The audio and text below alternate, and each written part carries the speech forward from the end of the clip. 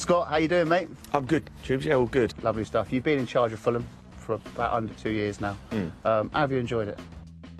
I've enjoyed it a lot, to be honest with you. Yeah, I mean, it's been a roller coaster, which it is, in the dynamics of where we are, in the sense of we took over a team what was near on relegated when I first took over, and the turmoil what that brings, and not winning a lot of games. So to quickly try and stabilise the team, really try and put my stamp in terms of changing a bit of a culture and a bit of an environment here. And as quickly as you're trying to do that, then you have the next year where its expectation is you've got to win every game and try and get promoted. Yeah. And then again we go into this season now where it's a fight, and it's very different to last year where most games you're having to win. This year is very, very different for us. And in a world, Tubes, where we all realise that results are key, and you always have to have an eye on that. You're also trying to develop something which, you know, if you can ingrain in the team and in the squads like we see in the best teams, you can have some success. So they're the challenges, but yeah, overall really, really enjoying it, really. Is there any aspects of football management that you don't like, or you didn't realise you had to do when you got the job, when, what, I've got to deal with that sort of thing? Not really. Look, I don't like the media side, or, you know, no offence. That's no offence. No offence. But in terms of, I didn't like it as a player. Yeah. And when I say I don't like it, I just find it. Yeah.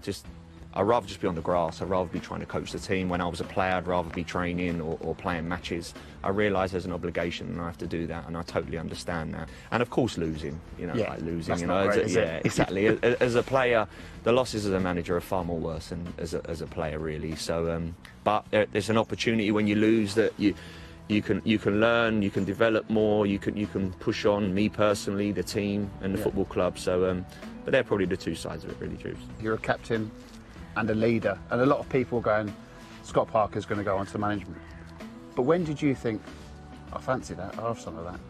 I probably started to think it when I went to Spurs the last year at West Ham, and then that first year at Spurs were arguably my best 2 seasons as a player. And then after that got injured, and then I started to get to an age where I was at a club where, with John McDermott and a couple of other people, just pushed me into a little bit of coaching. Come and coach the kids, come and stay behind on a Tuesday night, and come and do some work.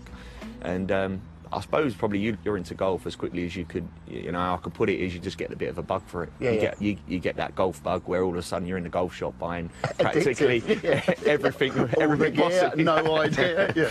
And I suppose coaching was a bit like that, to be honest with you. I suppose it was as early as 33, 32, and I took upon it to then do my badges, which was a long, drawn-out process, which it is, 5 years or so, to get myself qualified and in a good enough position, or I felt in a strong enough position that I could go and take it on. As a player, hard as nails. I mean, I still think Joe Cole's up in the air somewhere. Do you remember that tackle? I remember that, yeah. Joe come in the other week, to be fair, and he spoke about that, to be fair, yeah. So, I mean, I'm not sure that would be allowed now, Tuesday. I think that's arrested. The VAR people will be having you take him off, take him off. But you used to let people know if they weren't putting their weight on the pitch. What sort of manager are you? Are you quite calm, or if they ain't doing it, are you hairdryer all over the game? I think it's a bit of both, really, to be quite honest with you. I think it depends exactly what's the reasons. You know, if there's a tactical issue, then obviously calm to deliver a message so players can understand it very clearly in terms of what we want and what I want from that part of the game or the next part of the game. And then I think, like always, whenever I feel that someone's probably not pulling their weight, someone's not giving everything they can give in their moments, then I think it's probably a very different side to me, which the players will probably, you know, if you had a player sitting here who's worked under me, would probably say that as well. So there's probably a mixture of both, really. Bigger buzz winning a match as a player or as a manager? As a manager, yeah. As a manager, you doesn't last as long as a manager, because as quickly as you win, and the joy and the excitement of it, you're on to the next, and you realise in this game that you can't have it short-sighted enough to think, right, let's celebrate this because you know you're always around the corner for maybe a couple of bad results. So, but certainly as a manager, big responsibility. You feel that. I think any manager sitting in the chair feels that the fans, the club, the players. So yeah, a win's very big. Same with a loss, really. It's the same. Away from football, you've had a mash-up with the streets, haven't you, on social media?